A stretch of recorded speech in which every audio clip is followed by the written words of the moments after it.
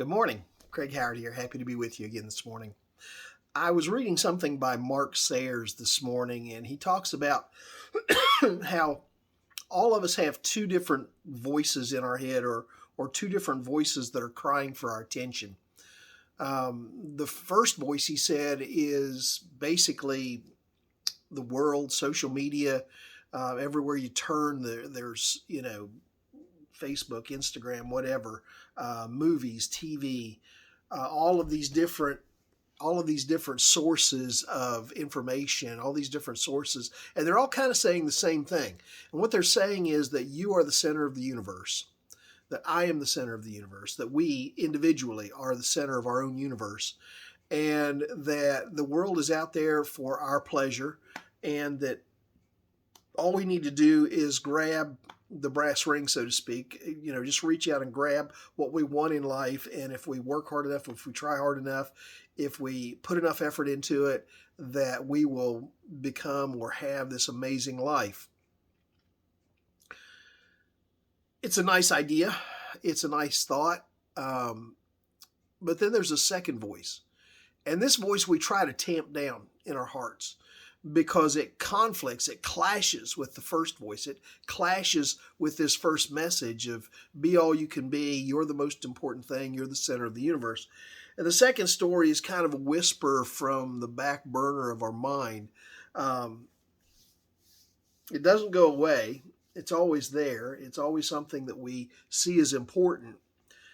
But it's a whisper that tells us that we were made for so much more than what this world has to offer. That we were made for something eternal. That we were made for a relationship with God. That we were made for something that exceeds what this world can offer. And we know it's out there somewhere. We have a longing for it. We feel it in our hearts. We feel it in our souls. But we continually kind of suppress that second story, because even though we want it to be true, even though we like the idea of it, that first story, that first message is so loud and so persistent that that's the one we give credibility to. That's the one that we listen to. That's the one that we say, okay, I've got to listen to this voice. I've got to listen to this message. The first message, as we pursue it, it can happen almost instantaneously. We can find instant gratification in a number of different ways. The second one takes time. It happens over a period of years. The Bible tells us in Galatians chapter 5, verse 17, for the flesh desires what is contrary to the spirit, and the spirit what is contrary to the flesh.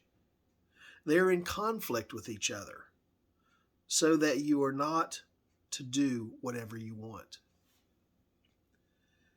That verse is sort of saying, be careful listening to that first voice, that first message, that first story, whatever you want to call it, that story that you hear from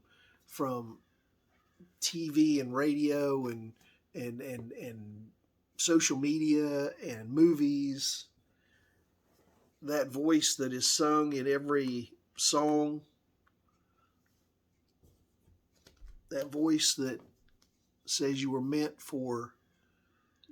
to be more, have more, do more, that voice that is self-serving, saying the world revolves around you.